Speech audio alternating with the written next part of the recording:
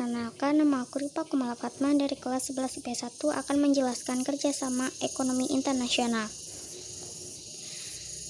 Jadi, apa sih itu kerjasama ekonomi internasional?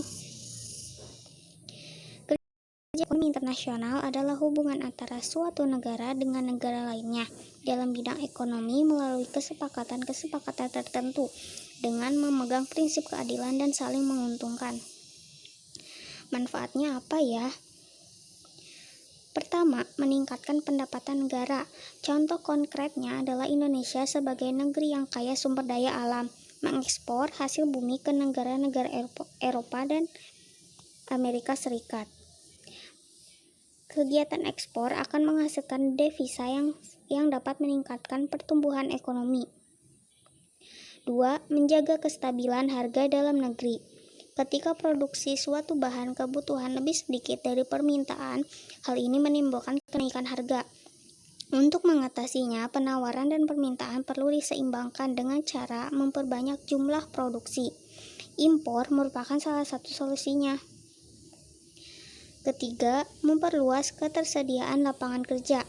Ketika pengusaha asing mendirikan pabrik-pabrik di Indonesia, mereka pasti membutuhkan tenaga kerja lokal. Dengan bertambahnya investor yang masuk Indonesia, ketersediaan lapangan kerja pun semakin luas. Keempat, mempercepat pembangunan nasional. Salah satu cara yang dapat dilakukan suatu negara guna mempercepat pembangunan adalah dengan meminjam dana dari Bank Dunia. Melalui itu, negara dapat berkembang.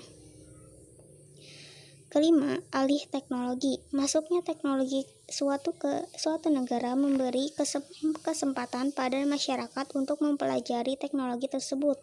Jadi akan lahir para ahli di bidang teknologi yang mengharumkan nama bangsa.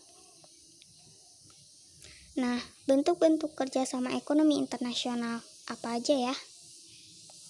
Pertama, kerjasama ekonomi bilateral.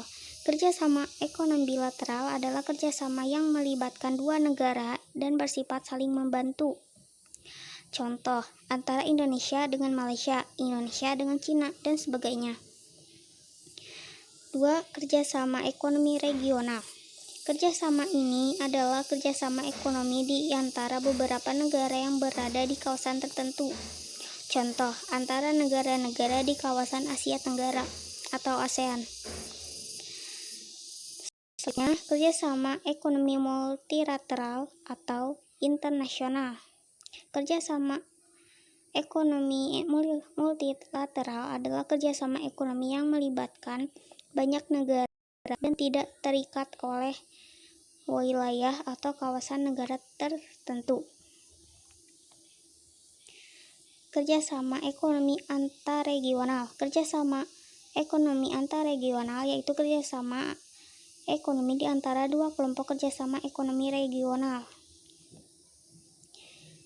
Lembaga-lembaga kerjasama ekonomi internasional. Pertama, ada NAFTA. Kedua, AFTA. Ketiga, kerjasama regional. Keempat, EU. Kelima, lembaga-lembaga kerjasama ekonomi internasional. Selanjutnya, kerjasama ekonomi internasional, APEC dan ADB.